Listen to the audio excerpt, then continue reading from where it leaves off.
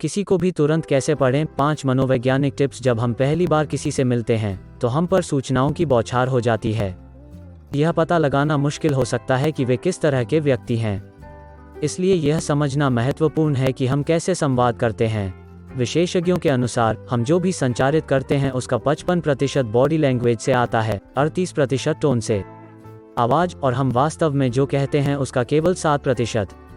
इसका मतलब है कि जब हम किसी से पहली बार मिलते हैं तो हमें इन बातों का ध्यान रखना होता है। 3 कारक किसी व्यक्ति की उपस्थिति से परे क्या सुझाव दे सकता है। इसलिए यदि आप किसी से मिलने पर उसके व्यक्तित्व के बारे में जानकारी प्राप्त करना चाहते हैं तो भुगतान करें। निम्नलिखित सुरागों पर ध्यान दें। उल्टा शुरू करना। नंबर 1, पैरालैंग्वेज। पैरालैंग्वेज गैर मौखिक संचार है, जैसे कि आपका लहजा या बोलने का तरीका। मूल रूप से यह कहने का एक शानदार तरीका है कि आपको इस पर ध्यान देने की आवश्यकता है कि कोई कैसे कहता है कुछ। उदाहरण के लिए, यदि कोई व्यक्ति आपको एक नीरसता में उत्तर दे रहा है तो संभवतः वे आपस में जुड़े हुए नहीं हैं। आपकी अवधारणा के लिए और दिलचस्पी नहीं है। व्यंग्य का प्रयोग एक और अच्छा उदाहरण है। जब कोई व्यंग्य का प्रयोग करता है तो उस व्यक्ति का जो अर्थ होता है वह वास्तव में उस व्यक्ति के कहने के विपरीत होता है। शब्द कहते हैं, इसलिए इस बात पर ध्यान दें कि वे शब्दों पर क्या जोर देते हैं और वे इसे कैसे कहते हैं।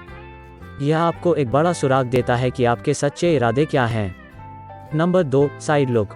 जो लोग गर्मजोशी से भरे हुए हैं और आपको जानने के लिए खुले हैं, वे अपने शरीर को आपकी ओर मुड़ेंगे और तुम आंख में देखो।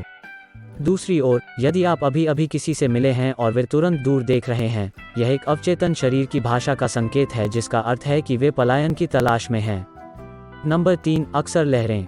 अपना सिर हिलाना आमतौर पर एक संकेत है कि कोई आपसे सहमत है, लेकिन अतिरंजित सिर हिलाना चिंता, अनुमोदन के बारे में संकेत कर सकता है। जब आप किसी से कुछ कह रहे होते हैं और वे अत्यधिक सिर हिलाते हैं तो इसका अर्थ है कि वे इस बारे में चिंतित हैं कि आप उनके बारे में क्या सोचते हैं, या कि आप उनके अनुसरण करने की क्षमता पर संदेह करते हैं अपने अनुदेश। दूसरी ओर, बार बार सिर हिलाना अचेतन इशारे भी हो सकते हैं जो कि संकेत हैं दूसरे व्यक्ति के लिए आगे बढ़ने के लिए। ठीक उसी तरह जब एक व्यक्ति आपकी ओर देखता रहता है, कार की चाबियों को देखना या स्पर्श करना। नंबर 4, ठोड़ी और जबड़ा। जब कोई निर्णय लेने की कोशिश कर रहा होता है तो वे अपनी ठुड्डी को रगड़ने लगते हैं। वे ऊपर, नीचे या बगल में देख सकते हैं। यह एक निश्चित संकेत है कि वे विचार में गहरे हैं। जकड़ा हुआ जबड़ा तनाव का संकेत है। व्यक्ति चाहे कुछ भी कह रहा हो, यह काफी स्तर की बेचैनी को इंगित करता है।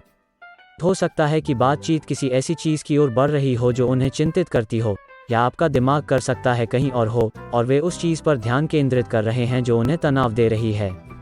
नंबर 5, आसन। कोई कैसे व्यवहार करता है, इससे आपको उनके आत्मविश्वास के बारे में कुछ सुराग मिल सकते हैं।